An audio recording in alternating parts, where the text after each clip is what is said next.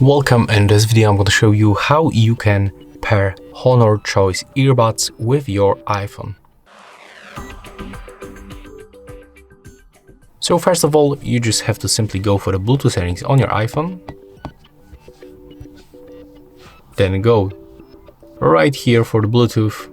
As I said before, enable Bluetooth by tapping on the switcher, and then simply be sure that you charge your charging case and earbud inside.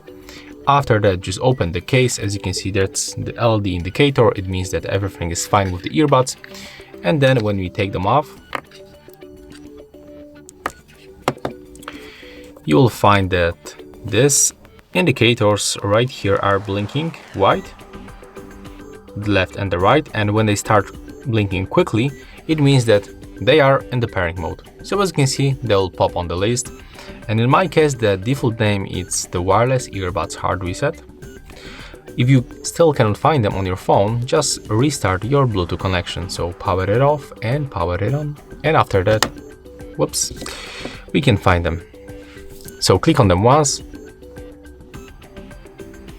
Now just wait, and as you can see, we are successfully connected. And that's how it looks. If you find this video helpful, remember to leave a like, comment and subscribe to our channel.